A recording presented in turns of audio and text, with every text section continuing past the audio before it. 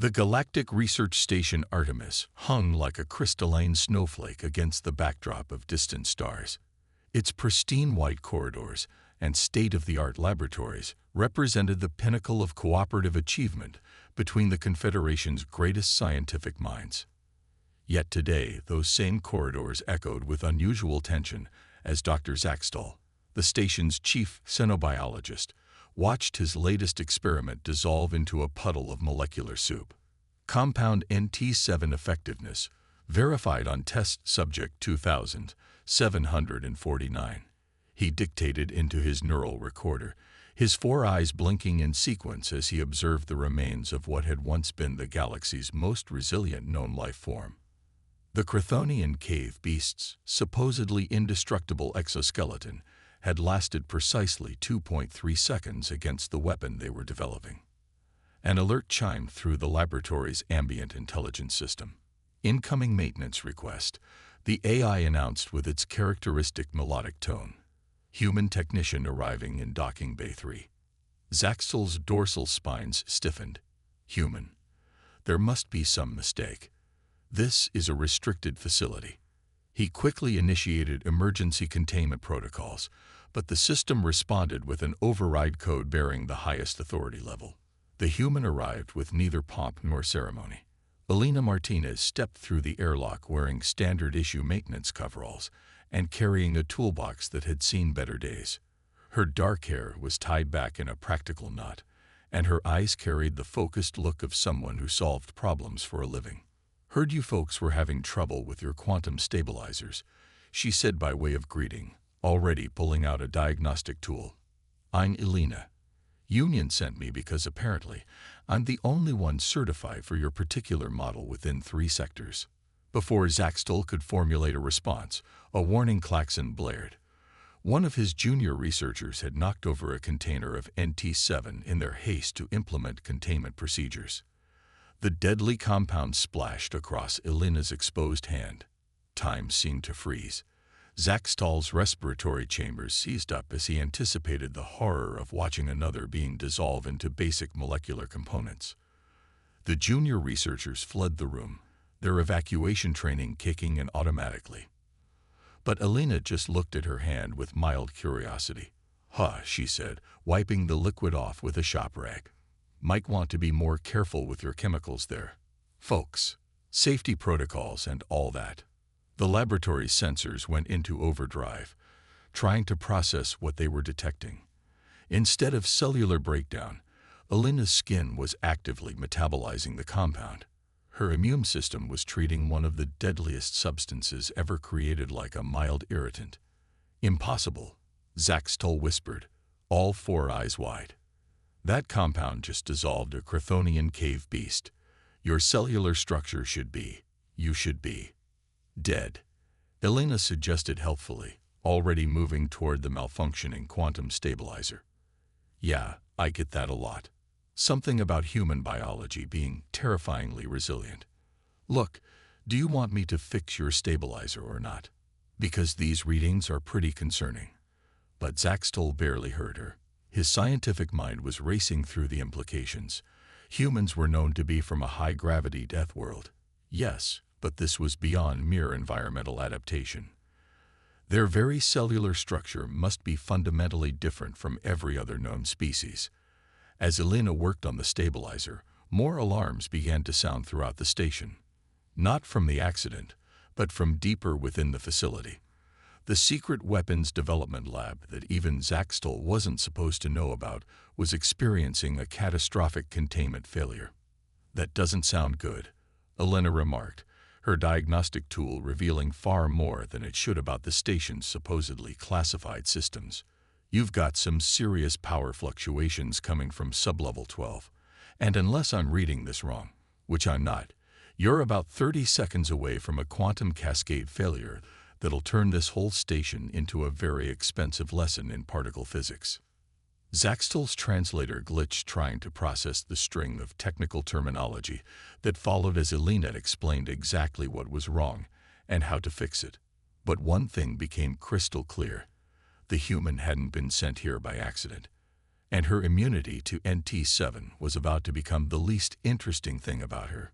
The galaxy, it seemed, had just become a much more complicated place. The quantum cascade warning echoed through Artemis Station's corridors as Elena Martinez ran towards sublevel 12, her maintenance scanner revealing a maze of systems that officially didn't exist. Behind her, Dr. Zaxtel struggled to keep pace, his four legs clicking rapidly against the polished floor. "This area is absolutely forbidden," he chittered, respiratory chambers fluttering with anxiety. "Even I don't have clearance." "Your station's about to become a quantum singularity," Elena interrupted, interfacing her diagnostic tool with another security panel. "I think we're a bit past clearance issues." The door slid open with a protest of unused servos, revealing a corridor that hadn't seen maintenance in years. The secret laboratory beyond made Zaxtel's research look primitive by comparison. Suspended animation tanks lined the walls, each containing twisted forms that defied biological classification.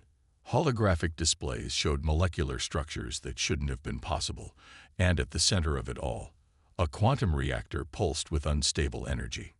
"By the first stars," Zaxtel whispered. "This is far beyond weapons research. They're trying to rewrite the fundamental laws of biology." Elena's scanner beeped urgently, and doing a pretty bad job of it. "That reactor's containment field is corrupted at the quantum level. One more power surge and..." She dove for the control console, fingers flying across the alien interface. "A little help with the translation here." But Zaxtel was frozen, staring at one particular tank. Inside, suspended in preservation fluid, floated a human form, or what had once been human. The genetic modifications were obvious even to Elena's untrained eye.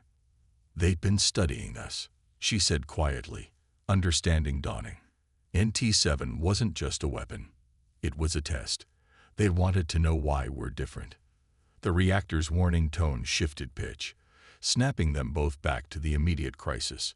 Elena's hands moved with practiced precision, rerouting power channels and stabilizing quantum fields that shouldn't have existed outside theoretical physics.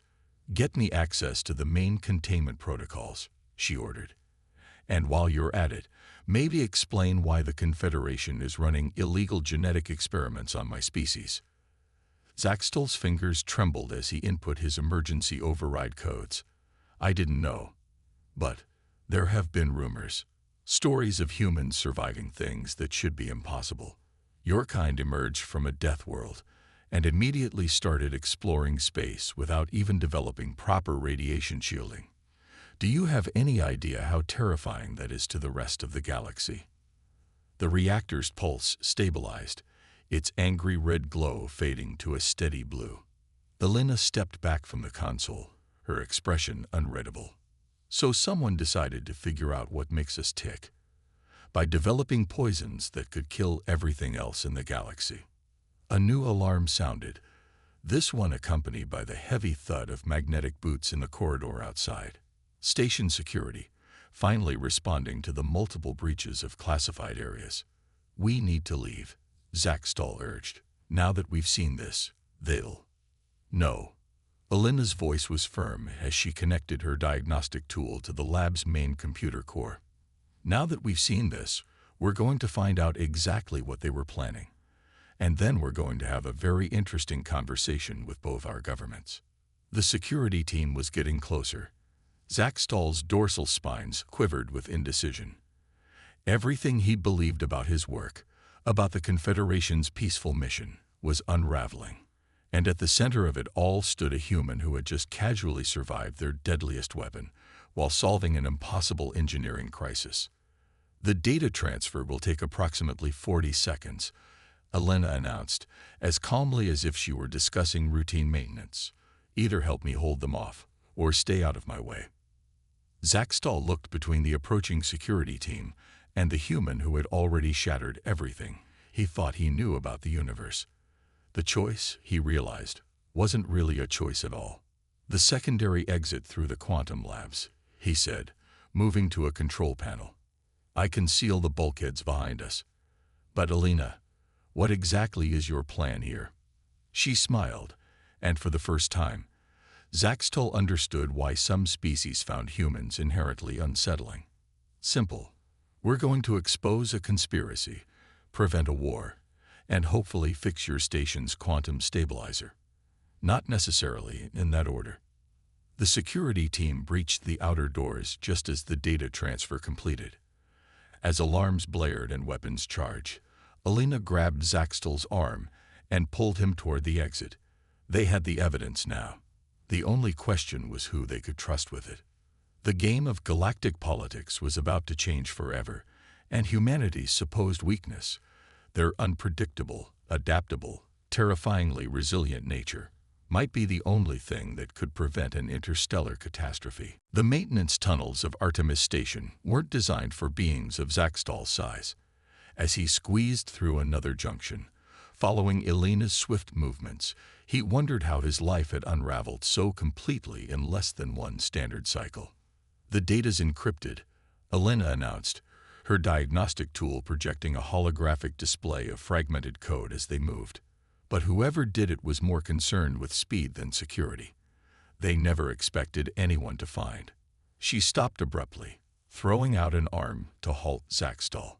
Ahead, Ambassador Vexlor of the Confederation Security Council stood waiting, flanked by a squad of elite guards. His crystalline form sparkled under the emergency lighting, faceted surfaces reflecting red warning strobes. "Dr. Zaxtel," the ambassador's voice resonated through the tunnel. "And human technician Elena Martinez. How interesting to find you both so far from your authorized areas." "Even more interesting to find you here, Ambassador," Elena replied, carefully sliding her diagnostic tool into a pocket. "Pretty quick response time for a diplomatic official. Almost like you were already on station." Zaxtel's dorsal spines bristled as realization hit. "You're behind the research program. The Council itself is doing what is necessary to protect our civilization." Vexlor cut him off. "Humanity's emergence changed everything. A species that treats radiation as an inconvenience, that evolves instead of dying when exposed to toxins, that treats void exposure as a temporary setback. The balance of power is exactly what you're afraid of losing," Elena finished. "But here's what I don't understand. Why develop weapons that kill every species except humans? Unless," her eyes widened slightly, "unless that's not really what you're trying to do at all." The ambassador's crystalline surface flickered with patterns that Zaxtel's xenobiological training recognized as amusement. "Clever. Yes, NT7 was never meant to be a weapon. It's a catalyst. We've been studying your adaptive capabilities, trying to understand how your cells respond to threats. The poison was simply our most successful attempt to isolate that response." "You're trying to replicate human adaptability," Zaxtel breathed, "to engineer it into other species." "The next step in guided evolution," Vexlor confirmed. "Imagine an entire galaxy of species as resilient as humanity. No more environmental limitations, no more biological constraints. We could expand and adapt to any world, any challenge, without asking any of those species if they want to be improved." Elena's voice had grown cold. "Or considering what forcing rapid evolution might do to them. Those twisted things in your labs were the failures, weren't they?" The ambassador's guard squad raised their weapons. "The data you stole will be returned. You will both be taken into custody for proper debriefing. The project will continue." "Yeah, about that data." Elena smiled. It was the same unsettling expression she'd worn earlier, but now Zaxtel understood it better. It was the look of someone who had already won, but was letting their opponent talk anyway. "Did you really think my diagnostic tool was just for fixing quantum stabilizers?" She pulled out the device again. "While we've been having this lovely chat, this little beauty has been broadcasting everything. The lab footage, your confession, this entire conversation, to both the Human Union and Confederation civilian networks. Right now, about 12 billion beings are learning what their government's been up to." The ambassador's crystalline form pulsed with patterns of rage and disbelief. "Impossible. Our security was designed to stop military-grade transmission systems. Elena shrugged. Nobody thought to block maintenance frequencies. Amazing how often people overlook the basics. The tunnel erupted into chaos. The guard squad's weapons fired, only to hit empty air as Elena pulled Zaxtal into a maintenance shaft she'd already unlocked. Behind them, Vexilor's enraged orders competed with the sound of multiple communication channels exploding with activity. The stations receiving emergency transmissions from both governments, Elena reported as they ran. Looks like neither side is particularly happy about unauthorized evolutionary experiments. We should probably get to my ship before. The station's artificial gravity flickered. New alarms joined the symphony of chaos. Please tell me that's not what I think it is, Zaxtal groaned. Remember that quantum cascade we stopped earlier? Elena's fingers flew across her diagnostic tool. Looks like someone decided if they're going down, they're taking the evidence with them. Hold on to something. As Artemis Station began to tear itself apart at the quantum level, Zaxtal realized that the universe's greatest irony might be this. In trying to replicate humanity's adaptability, the Confederation had instead demonstrated exactly why that adaptability had evolved naturally. Sometimes survival meant breaking all the rules. And humans, it seemed, had turned rule-breaking into an art form. Artemis Station's quantum core pulsed with unstable energy as Elena Martinez sprinted through the deteriorating corridors, Zaxtal close behind. Emergency bulkheads slammed down around them as the station's AI attempted to contain the cascade failure. The core's containment field is collapsing, Elena called out, her diagnostic tool projecting a three-dimensional map of the station's rapidly failing systems. We've got maybe 15 minutes before this whole place tears itself apart at the atomic level. The evacuation pods are launching, Zaxtal observed, watching through a viewport as dozens of escape craft streamed away from the dying station. But the quantum distortion will prevent any rescue ships from approaching. Then I guess we'll have to rescue ourselves. Elena skidded to a halt at a junction, scanning the conflicting emergency signals. The ambassador and his team are heading for the secure hangar on level 3. Want to bet that's where they kept their own escape ship. A section of ceiling collapsed behind them, the metal itself beginning to break down at the molecular level. Zaxtal's respiratory chambers worked overtime processing the stress chemicals flooding his system. Even if we reach the hangar, the quantum cascade will destroy any ship trying to launch. Elena's grin should have been impossible given the circumstances. Unless that ship happens to have experimental shielding designed to protect against the very weapons they were developing. Come on. They raced through the disintegrating station, Elena's maintenance access codes bypassing locked sections, while Zaxtal's security clearance handled the rest. The combination of human ingenuity and Confederation authority created a path where none should have existed. Wait, Zaxtal gasped as they approached the hangar level. The research data, all those failed experiments. We can't let that knowledge die with the station. Some of those mutations could be reversed if. Already ahead of you. Elena patted her diagnostic tool. Been downloading the research database since we left the lab, including, she added grimly, records of everyone involved in the project. The Confederation's going to have a hard time burning this evidence. The hangar doors were sealed with quantum locks, but they hadn't been designed to withstand both human determination and alien administrative authority. As the doors slid open, they found Ambassador Vexilor and his remaining guards preparing a sleek diplomatic vessel for emergency launch. Step away from the ship, Elena called out, her diagnostic tool interfacing with the hangar systems. Unless you want to be around when those engines ignite in a quantum unstable environment. The ambassador's crystalline form pulsed with deadly patterns. You think you've won. Everything I did was to preserve balance in the galaxy, to ensure our species could survive alongside yours. The Council will understand. The Council just voted to suspend you and everyone involved in the project. Zaxtal interrupted, checking his official channels. Emergency session. Unanimous decision. It seems they don't appreciate unauthorized experiments that could destabilize the entire galactic community. A violent shudder ran through the station. The quantum cascade was accelerating, reality itself beginning to fray around the edges of the hangar. "Here's what's going to happen," Elena announced, her voice carrying the weight of someone used to solving impossible problems. "We're all getting on that ship because I'm not letting anyone die today. Then we're going to use its experimental shielding to punch through the quantum distortion. And finally, we're all going to have a very long conversation with both our governments about ethics in scientific research." "You would save us?" one of the guards asked, mandibles clicking in confusion. "After what we did." "That's the thing about humans," Elena replied, already moving toward the ship's controls. "We're adaptable, including adapting our plans when killing our enemies turns out to be less useful than making them help fix their own mistakes." The ambassador's surface rippled with complex emotions.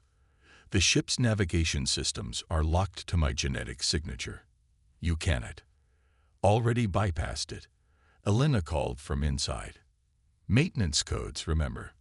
Amazing how many systems share basic architecture. Now are you coming, or would you prefer to experience quantum dissolution firsthand?" The choice was made for them as another section of the station collapsed. Everyone piled into the ship, politics temporarily superseded by survival. Elena's hands flew over the controls, adapting to the alien interface with the same efficiency she'd shown with the station's systems. "Zaxtal, I need you on power distribution," she ordered. "Ambassador, your shields better be as good as you think they are. Everyone else, hold on to something. This is going to get interesting." As the ship lifted off, the hangar bay beginning to disintegrate around them, Zaxtal realized that the universe had a sense of irony after all. They had sought to understand human adaptability through science, but in the end, it was that very adaptability, the human capacity to face impossible situations with impossible solutions, that would save them. The ship rocketed toward the quantum distortion barrier, its experimental shields glowing as they prepared to attempt something that should, by all known laws of physics, be completely impossible. But then, Zaxtal thought, watching Elena coordinate their escape with calm efficiency, impossible seemed to be what humans did best. The quantum barrier surrounding Artemis Station blazed like a dying star as Elena Martinez guided the diplomatic vessel toward it. Behind them, the station was collapsing into a singularity of impossibly twisted spacetime. Ahead lay either salvation or atomization. "Shields at maximum," Zaxtal reported, his four eyes fixed on the power distribution curves. But they weren't designed for this level of quantum distortion. "They don't need to be perfect," Elena replied, her fingers dancing across the controls. "They just need to hold together long enough for us to punch through." She glanced at Ambassador Vexlor, who sat rigid in his restraints. "Any other secret features about this ship I should know about?" The ambassador's crystalline surface flickered. "The hull is laced with adaptive materials based on our research into human cellular structure. Theoretically, it should respond to stress by becoming stronger." "Theoretically," Elena echoed, a slight smile playing at her lips. "Good thing humans are pretty good at turning theory into practice." The ship screamed as it hit the barrier, reality itself seeming to twist around them. Warning systems blared as the quantum distortion tried to tear them apart at the molecular level. But the experimental hull did exactly what it was designed to do. It adapted. By the first stars, Zaxtal breathed, watching the readings. The hull isn't just resisting the distortion. It's learning from it, restructuring itself to channel the energy. Elena's eyes lit up with understanding, just like human cells under stress. "You didn't just study our biology. You recreated it in technological form. The ultimate defense," Vexlor admitted quietly. "A ship that could survive anything, just as humans seem to survive everything. We thought if we couldn't replicate your biology, we could at least match your resilience through technology." The barrier finally cracked, spitting their ship out into normal space. Behind them, Artemis Station imploded with a flash of quantum fire, taking its dark secrets with it. But not all of them. "Incoming transmissions," Zaxtal announced. both the Confederation Council and Human Union Fleet commands. They're requesting our presence at an emergency joint session. Elena nodded, already plotting a course. Time to face the music, and maybe change the way our species look at each other. The journey to the Confederation capital was tense but enlightening. Elena spent it reviewing the rescued research data, her expression growing more complex with each revelation. Zaxtal watched her work, noting how she approached each new piece of information with the same adaptability she'd shown throughout their adventure. "You know what your real mistake was," she said finally, addressing Vexlor. "You thought human adaptability was about our biology. But that's just where it started."